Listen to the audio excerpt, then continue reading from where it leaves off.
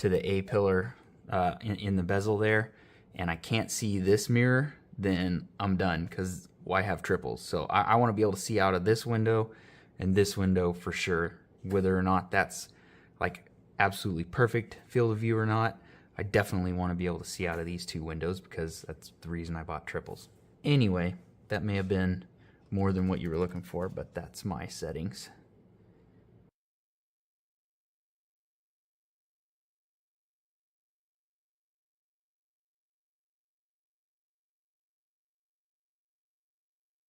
A bit of a how-to video for you guys today. I've had the opportunity recently to jump into a couple of mates' sim rigs and been absolutely shocked and surprised. And sorry guys if you're watching this, but the way you guys had your pedals set up was absolutely terrible. So today what we're gonna do is we're gonna take it back to the fundamentals. Now, regardless of how you like your pedals to feel underfoot, there are a couple of things that are absolutely fundamental to making sure that you're getting the most out of the set of pedals that you have and making sure that you're able to drive quickly and consistently. So that is exactly what we're gonna be going through in today's video. This is definitely one you're going to want to share with your sim racing mates. So let's dive in.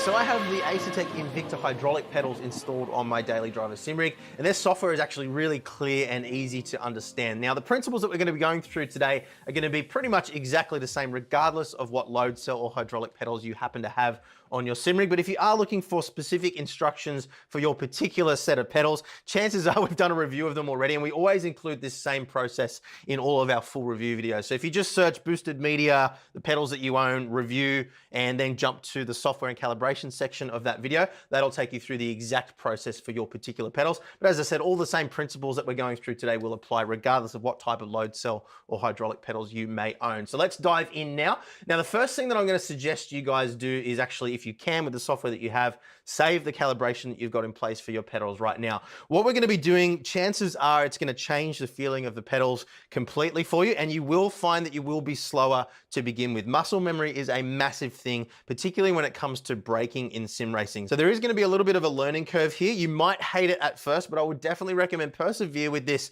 at least for an hour or so. See how you go. But I would recommend save your calibrations first. So if you do decide that if you absolutely hate it and you just want to go back to what you had, you have that and you can just load it back in and you're back where you were. But I almost guarantee you that if you follow the steps here and you put a bit of time into resetting your muscle memory, you will find that ultimately you're faster and more consistent, which is of course the most important thing when it comes to sim racing. So save your calibration. Now you'll see here, these particular pedals have an adjustment for our top dead zone and our bottom dead zone, which is very important. If you don't have these adjustments on your particular pedal set, what I would recommend is just rest your foot on the throttle a little bit, just push it down a tiny bit before you start the calibration.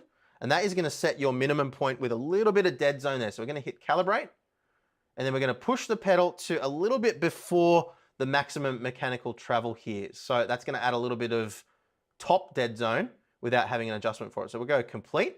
And what that's done now is if I set those dead zones to minimum, you can see I can rest my foot on the throttle pedal and push it in a little bit before it actually starts to register anything. And likewise, it's going to reach 100% throttle input before I actually reach 100% mechanically on the pedal as well. So if you have the dead zone adjustments, just use those. And I'm going to go back to doing that right now. So I'm just going to push the pedal to 100% at minimum. And then I'm going to add those 2% dead zones back in again. Now there's two reasons why this is important. Firstly, if you have a habit like I do of resting your foot a little bit on the throttle pedal under braking, you don't want to be inputting any throttle unintentionally. So having that little bit of dead zone there will allow you to have a little bit of push on the pedal before it actually starts to register inside the game. You can see here the amount of movement that I have there before I start to register anything in the game. Likewise at the top as well, a little bit of dead zone there will ensure that you are in fact reaching absolutely 100% throttle input inside the game. Sometimes at the very, very top of the travel, the calibration can slip a little bit, particularly if you've got pedals that are using a load cell or a Hall effect sensor for measuring the travel on the throttle and clutch. You may find that you're a little bit slower down the straight maybe than other cars, wondering why. Quite often that can be caused by not quite reaching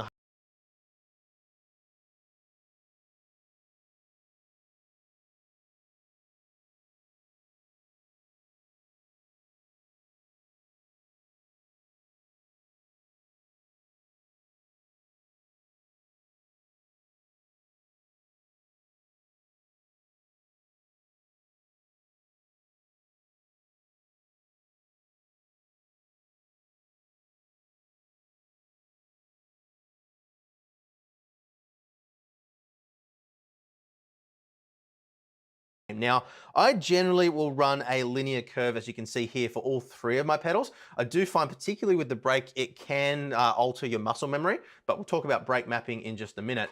So say, for example, you're driving a really high-powered rear